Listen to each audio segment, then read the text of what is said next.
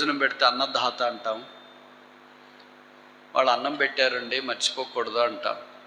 మరి అన్నం పెట్టిన వాళ్ళని మర్చిపోరు, బట్టలు ఇచ్చిన వాళ్ళని మర్చిపోరు, సహాయం చేసిన వాళ్ళని మర్చిపోరు, మరి ప్రాణం ఇచ్చిన వాళ్ళని, జీవం ఇచ్చిన వాళ్ళని. కనుక జీవం యేసుప్రభు వారు ఇచ్చినారు. ఆయన మనం ఆరాధించాలని కోరబడుతూ ఉన్నాం. రెండవది, ఇందాక మనం చదివే 81వ కీర్తన 1వ వచనం. 81 1వ వచనం. మనకు బలమయ్యున్న దేవుడు. కనుక ఏ దేవుడు అంటే ఈయన బలమైన దేవుడు. మన సీయోను గీతాల్లో పైన ఈ వాక్యం రాసింటారు అట్ట మీద, మనకు బలమైన దేవునికి ఆనందగానము చేయుడి అని. మొదట మనకు జీవదాత అయిన దేవుడు, జీవం ఇచ్చి. రెండవది, మనకు బలమై ఉన్న దేవుడు బలం ఇచ్చినాడు. బలం ఎవరికి కావాలా? బలహీనులకు కావాలి. ఎవరు బలహీనులు? రోమాపత్రిక 5వ అధ్యాయంలో రాయబడింది, మనము బలహీనులమై ఉండగా యుక్త కాలమున క్రీస్తు చేసి మన కొరకై చనిపోయి. బలహీనులు అంటే ఎవరు? అన్నం లేక వాళ్ళు కాదు, చేతగాని వాళ్ళు కాదు. బలహీనులు అంటే ఎవరంటే మన యొక్క నైజానికి భిన్నంగా చేయలేకపోవడం. అంటే ఈరోజు ఏం అబద్ధం చెప్పకూడదు అనుకుంటాం, ఆ రోజు రోజు కంటే ఎక్కువ చెప్తాం. వారం అన్నీ ఆ రోజే చెప్పిండు. ఈరోజు ఎవరితో పోట్లాడకూడదు అనుకుంటాం నోరు తెరిచి, ఆ రోజే నోరు వేసుకుని పడతాం. ఈరోజు భార్య భర్త పిల్లలు ఎవరితోన కొట్లాడకూడదు అనుకుంటాం, ఆ రోజు అందరితో కొట్లాడతారు, పక్కన వాళ్ళతో కూడా కొట్లాడతారు. దీన్ని ఏమంటారంటే బలహీనత అంట. ఇది మనం జయించలేము. కనుక యేసు ప్రభు మనకు బలం ఇచ్చిన. జయించేదే బలం. జయించేదంటే పాపాన్ని జయించేది బలం. అపరాధము జయించేది బలం. చేయకూడది జయించేది బలం. అలాగే శరీరం కొంత బలహీనంగా ఉంటుంది. అందుకే బైబిల్లో రాశారు కదా, ఆత్మ సిద్ధమే కానీ శరీరము బలహీనం. ఎందుకు బలహీనము? ఆత్మ ఎందుకు సిద్ధము అని అంటే, ఆత్మ దేవుడు దయచేసింది, శరీరం కూడా దేవుడు దయచేసిందే. కానీ శరీరం ఎందుకు బలహీనం అయిపోయిందంటే పాపాన్ని బట్టి బలహీనమైంది. యేసుప్రభు శరీరం బలహీనం లేదు, ఎందుకంటే యేసుప్రభు శరీరంలో పాపము లేదు. మన శరీరం ఎందుకు బలహీనమైందంటే 51వ కీర్తనలో రాయబడినట్లు, పాపంలోనే మన తల్లి గర్భం ధరించింది, మనం పాపంలోనే పుట్టాం, పాపంలోనే పెరుగుతున్నాం. కనుక శరీరము పాపాన్ని బట్టి బలహీనమైంది. యేసుక్రీస్తు ప్రభువు యొక్క శిలువ రక్తమును బట్టి కడగబడి శుద్ధీకరించబడి ఇప్పుడు బలమైన శరీరముగా చేయబడుతుంది. అందుకే బైబిల్లో రాయబడింది, బలహీనముగా విత్తబడి బలమైనదిగా చేయబడుతుంది. అందుకే బైబిల్ సెలవిస్తుంది, నా కుమారుడా క్రీస్తు యేసునందున్న కృపచేత బలవంతుడు కమ్. యెహోవా యందు ఆనందించడం వల్ల మీరు బలం పొందేదురు అని బైబిల్లో రాసినారు. మనం బలహీనమని గుర్తిస్తేనే బలం వస్తుంది. నాకేం బాగానే ఉన్నానే, ఫుల్గా తింటున్నా, దండికి నిద్రపోతున్నా, నా పనులు నేను చేసుకుంటున్నాను అంటే అది భౌతికమైంది. ఆత్మీయమైంది అది కాదు. ఈరోజు తప్పు మాట్లాడకూడదు అని అనుకుంటే మాట్లాడే పరిస్థితులు వస్తాయి. అప్పుడు మాట్లాడుకోకుండా ఉండడం బలం. అదేమనుకుంటామంటే మనం బలహీనత అనుకుంటాం. వాళ్ళు మాట్లాడినప్పుడు మనం పోట్లాడుకోకుండా ఉంటే ఇట్లా బలహీనం కదా అని అనుకుంటాం. వాళ్ళు ఆకు తింటే మనం 2 ఆకులు తినాలి కదా అంటాం. అది బలము అని అనుకుంటాం. కానీ బైబిల్ అలాగే చెప్పట్లేదు, అది బలహీనత అని చెప్తుంది. యేసు ప్రభు బలవంతుడైన దేవుడు. అందుకే దావీదు 18వ కీర్తనలో అన్నాడు, యెహోవా నా బలమా. దావీదుకి బలం కావాలా? దావీదుకి బలం కావాలా? మనలాంటి వాళ్ళకి బలం కావాలంటే అర్థం ఉంది. ఎందుకంటే మనం అన్నిటికీ భయపడతాం, చేత కాదు. దావీదు చిన్న వయసులో అంటే 18 ఏళ్ల లోపట ఉన్నప్పుడే గొలియాతును చంపినాడు. సింహము, ఎలుగుబంటి వీటన్నిటినీ చంపినాడు. తర్వాత తండ్రి మందను మేపినాడు. శత్రువులు దావీదును చూసి భయపడినారు. సింహపు గుండె లాంటి గుండె కలిగిన వాడని దావీదుని గురించి ప్రస్తావించబడింది. అలాంటి వాడికి బలహీనం ఏంటి అంటే దైవికమైన కార్యక్రమాల్లో ఆయన బలహీనని గుర్తించున్నాడేమో. అందుకని 18వ కీర్తనకు వచ్చేటప్పటికే యెహోవా నా బలమా, యెహోవా నాకు బలంగా కాకపోతే నేను బలహీనుడిని గుర్తించాను. పౌలు కూడా ఇదే విషయమే జ్ఞాపకం చేస్తున్నాడు ఆయన రాసిన పత్రికల్లో. నేను ఎప్పుడు బలహీనుడనో అప్పుడు బలవంతుడు. పౌలు లాంటి బలహీనుడు అంటే మనమేమనాలా? 3వ ఆకాశానికి ఎక్కిపోయిన వాడే బలహీనుడు అంటే కప్ప మాదిరి జంతువుల మాదిరి భూమి మీద తిరుగుతున్న మన సంగతి ఏంటి? 14 పత్రికలు బైబిల్లో కొత్త నిబంధనలు రాసినాడు బలహీనం అంటే రాసిన పత్రికలు చదువుకోవటానికి సోమర్థనం ఉన్న మన సంగతి ఏంటి? 3 మిషనరీ ప్రయాణాల మధ్యధరా సముద్రం అంతా కలిగి తిరిగి దేవుని వాక్యాన్ని ప్రకటించిన వాడే బలహీనుడు అంటే వాక్యం ప్రకటించడానికే బద్ధకమైన మన సంగతి ఏంటి? అగ్రిపరాజు లాంటితో నిలబడి, అగ్రిపరాజా నేను ఆకాశం నుండి కలిగిన దర్శనానికి అవిధేయుడును గాను ధైర్యంగా ప్రకటించిన వాడే బలహీనుడు అంటే ప్రకటన అంటే నేను నోరు తిరిగిన మన సంగతి ఏంటి? ఎన్నో సంఘాలు ఆవిర్భవించడానికి కారణంగా తను శ్రమల్లోనికి వెళ్ళటానికి ఇష్టపడినవాడు ఆయన కొట్టి కుక్కను లాగినట్లు లాగి చచ్చిపోయాడని వదిలేసిపోయినారు. అలాంటి వాడు బలహీనుడు అంటే మన సంగతి ఏంటి?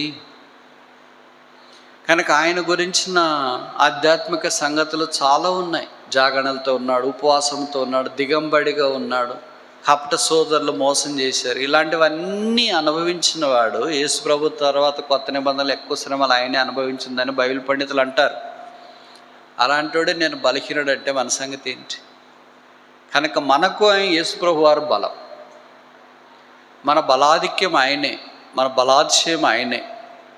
అందుకే యెహోవా నా బలం అనే పాట మాత్రం పాడుతుంటాము. మన అవసరం వచ్చినప్పుడు మాత్రము అబద్ధం చెప్పేటప్పుడు, మోసం చెప్పేటప్పుడు, ప్రభువా నువ్వు ఈరోజు కొద్దిసేపు రావద్దులే, మేము అన్నీ ముగించుకున్న తర్వాత నువ్వు వస్తావు అంట. 3వది చూస్తామా? కీర్తనలు 43:2. 43వ కీర్తన 2వ వచనం. నీవు నాకు దుర్గమైన దేవుడు. చాలు. ఏమైన దేవుడు? దుర్గమయ్యున్న దేవుడు. ఏ దుర్గము? కళ్యాణ దుర్గమా, రామదుర్గమా? ఆశ్రయ దుర్గమైన దేవుడు. ఇంకా బైబిల్లో రాశారు ఆయన మన ఆశ్రయ దుర్గము అని. ఆయన మనకు ఆశ్రయం. ఎవరికి ఆశ్రయం కావాలా? నిరాశ్రయులకు కావాలా. నిరాశ్రయులు మనల్ని ఆయన ఆశ్రయపురాల్లోనికి తోడుకొని వచ్చింది. పాత నిబంధనలు ఎవరైనా పాపం చేస్తే వారు దాక్కోవటానికి 6 ఆశ్రయపురాలు ఉండేవి.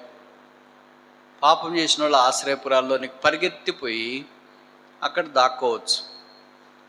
ఎవరైనా హత్య చేసిన తర్వాత, ఎవరైనా వారి మీద దాడి చేయటానికి, ప్రతిదాడి చేయటానికి వస్తే వాళ్ళు ఆశ్రయపురంలో ఉన్నారు కనుక వారిని తాకటానికి లేదు. అయితే ఆశ్రయపురంలో నుండి బయటకు వస్తే వారి ప్రాణానికి వారే ఉత్తరవాదులని బైబిల్లో రాసినారు.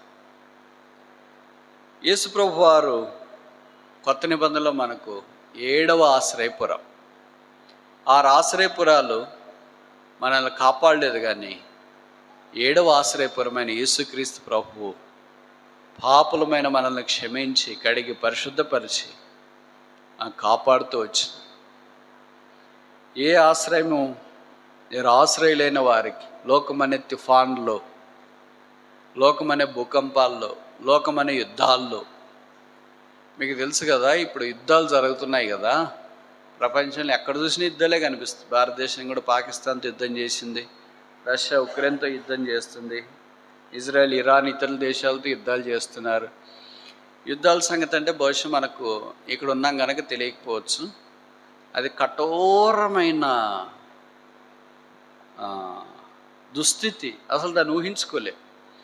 అన్న ఎక్కడుంటాడు, అమ్మ తల్లి ఎక్కడుంటుంది, భార్య ఎక్కడుంటుంది, భర్త ఎక్కడుంటుంది, పిల్లలు ఎక్కడుంటే, ఎవరు ఎక్కడ ఏం చేస్తున్నారో కూడా తెలియని పరిస్థితి.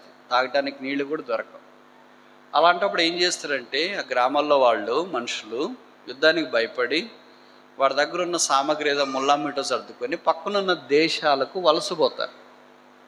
అలాంటి వాళ్ళని ఏమంటారంటే శరణార్థులు అంటారు. పక్కన దేశం నుండి ఈ దేశానికి వచ్చినారు కనుక అలాంటి వాళ్ళకి ఆ దేశం వాసులు ఏం చేస్తారంటే పెద్ద పెద్ద ఇలాంటి హాల్స్ గుడారాల్లో వారికి వసతి కల్పిస్తారు. వారికి ఏం కార్డు ఉండదు, మన మాదిరి Aadhaar card, PAN card, voter card, ఏ కార్డు ఉండదు. ఎందుకంటే అడ్రస్ లేదు. నిరాశ్రయులు. మనము కూడా లోకములో రకరకాల శ్రమలను బట్టి అలాగే నిరాశ్రయులు ఉన్నప్పుడు ప్రభు మనల్ని చేరదీసినాడు, ఆకర్షించినాడు, రెక్కల చాటును భద్రపరిచినాడు, కప్పినాడు. అందుకే ఆయన మనకు 7వ ఆశ్రయపురం అయ్యాడు. ఆ 7వ ఆశ్రయపురమైన యేసుక్రీస్తు ప్రభును బట్టి మనం భద్రంగా క్షేమముగా ఉన్నాం. అందుకే 40 కీర్తన 57 మొదటి వచనం. కీర్తన 57 మొదటి వచనం.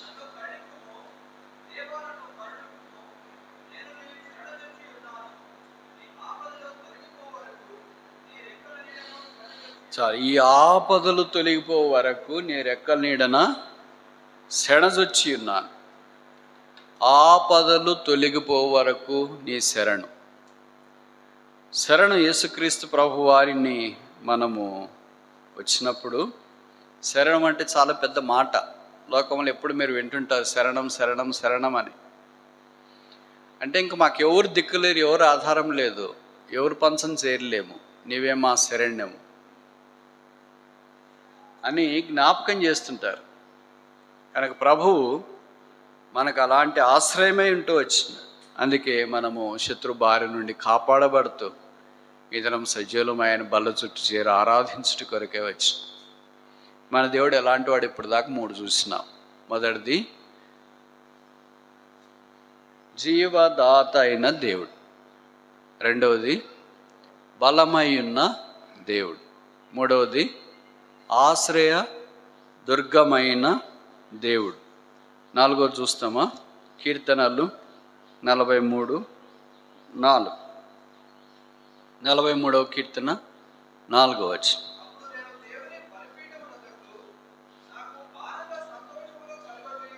చాలు. ఈ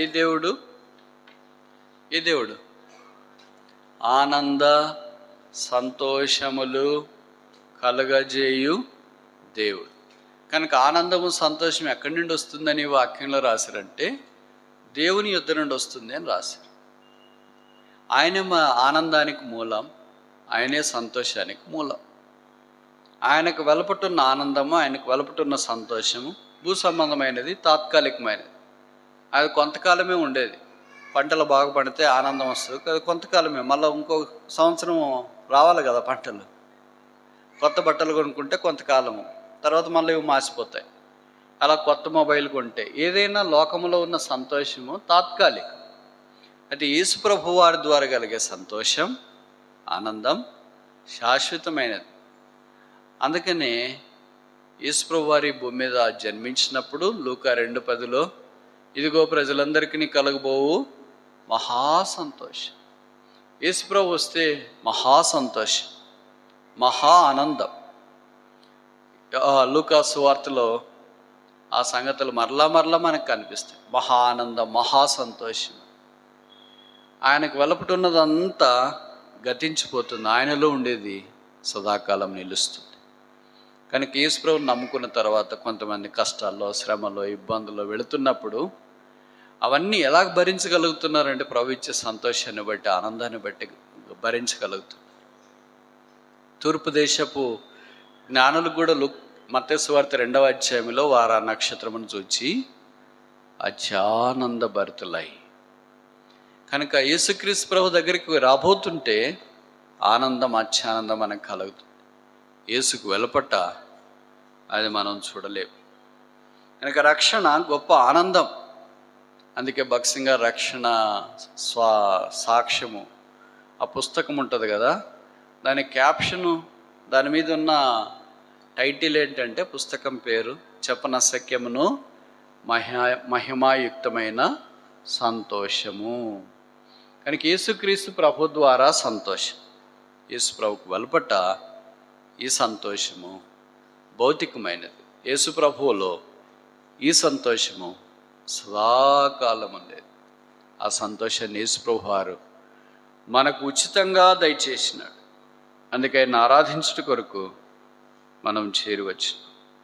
4వది మన్నించండి. 5వది ఆఖరిది 57వ కీర్తన 2వ వచనం చాలు. మహోన్నతుడైన దేవుడు, ఉన్నతుడు, మహోన్నతుడు అంటే కొలవటానికి లేనంత గొప్పవాడు. స్కేల్కి అందడు, టేప్కి అందడు, ఆ తర్వాత మెజర్మెంట్స్ చేసే ఏ యూనిట్స్కి ఆయన అందడు, ఆయన కొలవలేము. అలాంటి మహోన్నతుడైన దేవునికి మనము ఆరాధించుట కొరకై చేరవచ్చు. మన జీవితాల్లో అలా మహోన్నతుడిగా ఆయన ఉంటూ వచ్చినాడు.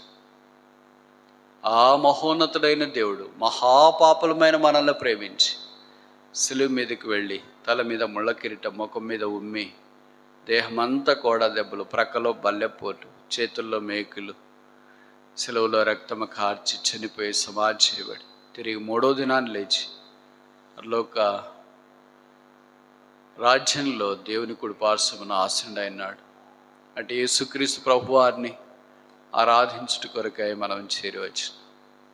పాత నిబంధనలోని భక్తులు, కీర్తనల రాసిన భక్తులు యేసుక్రీస్తు ప్రభువును ప్రవచనాత్మకంగా ఎరుగుదురు, కానీ అక్షరానుసారంగా యేసు వారికి తెలియదు. ఇప్పుడు కొత్త నిబంధనలు వచ్చిన మనము యేసు ప్రభు పుట్టుక తెలుసు, యేసు ప్రభు బోధలు తెలుసు, యేసు ప్రభు జీవన శైలి తెలుసు, యేసు ప్రభు మరణం తెలుసు, యేసు ప్రభు సమాధి తెలుసు, యేసు ప్రభు పునరుత్థానం తెలుసు, యేసు ప్రభు తిరిగి లేచింది కూడా మనకు తెలుసు, రాబోతున్నది కూడా మనకు తెలుసు. పాత నిబంధనలోని భక్తులు ఇవన్నీ తెలియకుండా ప్రవచనాన్ని బట్టి అంత ఆరాధిస్తే, కొత్త నిబంధనలు ఇవన్నీ అనుభవపూర్వకంగా తెలిసిన మనం ఇంకెంత ఎక్కువగా ప్రభుని ఆరాధించాలి. కనుక ఈ ఉదయకాలం ప్రభు బల్ల ఎదుట మనము సాగిలపడి ఆయన ఎలాంటి దేవుడో జ్ఞాపకం చేసుకుని ఆరాధించాలి. మొదట మనకు ఆయన జీవం ఇచ్చిన దేవుడు, రెండవది మనకు బలం ఇచ్చిన దేవుడు, మూడవది మనకు ఆశ్రయమైన దేవుడు, నాలుగవది ఆనందము కలగజేసిన దేవుడు, ఐదవది మహోన్నతుడైన దేవుడు.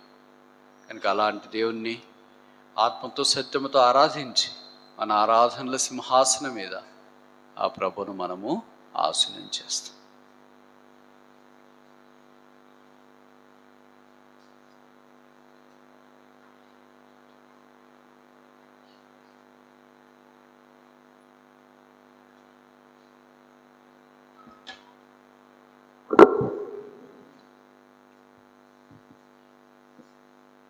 లేచి నిలబడి పాట పాడే సమయంలో సండే స్కూల్ బిడ్డలు సండే స్కూల్కి వెళ్తారు.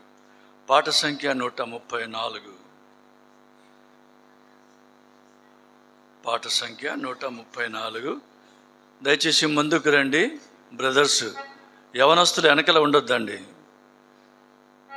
ముందుకు రండి. దయచేసి వరుస క్రమంలో ఉండండి. 134.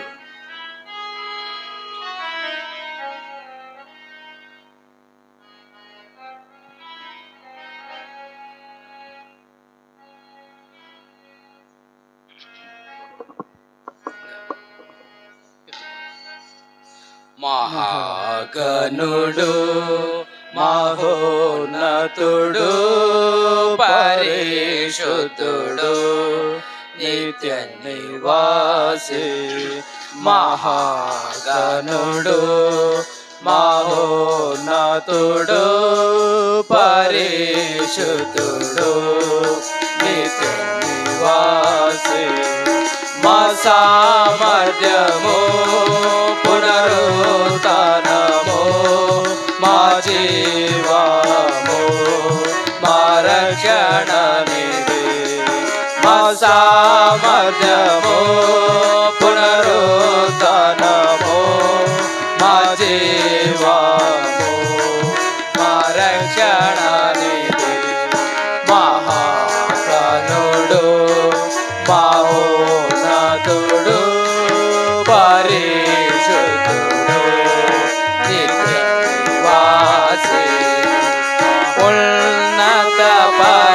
పరిశుద్ధ స్థలములలో నివసించువాడు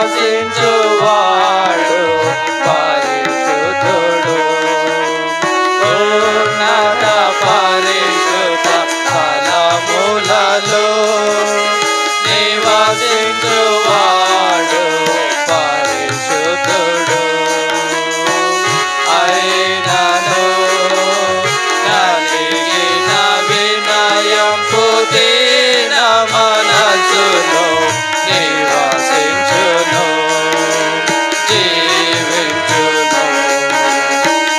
అయినను నలిగిన వినయంపు దీన మనసులో నివసించును, జీవించును. మహాగణుడు మహోన్నతుడు పరిశుద్ధుడు నిత్య నివాసి. మహాగణుడు మహోన్నతుడు పరిశుద్ధుడు నిత్య నివాసి. దినమెల్ల ప్రభుకై వదియింప బడియున్నటి గొర్రెలము. దినమెల్ల ప్రభుకై వదియింప బడియున్నటి గొర్రెలము. అయినను ప్రేమించిన వాని ప్రేమను బట్టి పొందితిమి విజయమును. అయినను ప్రేమించిన వాని ప్రేమను బట్టి పొందితిమి విజయమును. మహాగణుడు మహోన్నతుడు పరిశుద్ధుడు నిత్య నివాసి. మహాగణుడు మహోన్నతుడు పరిశుద్ధుడు నిత్య నివాసి. మోసము శిక్షయు దుఃఖమును దరిద్రత కలిగి యున్నాము. మోసము శిక్షయు దుఃఖమును దరిద్రత కలిగి యున్నాము. అయినను సత్యము జీవము సంతోషమును ఐశ్వర్యము పొందితిమి. అయినను సత్యము జీవము సంతోషమును ఐశ్వర్యము పొందితిమి. మహాగణుడు మహోన్నతుడు పరిశుద్ధుడు నిత్య నివాసి. మహాగణుడు మహోన్నతుడు పరిశుద్ధుడు నిత్య నివాసి.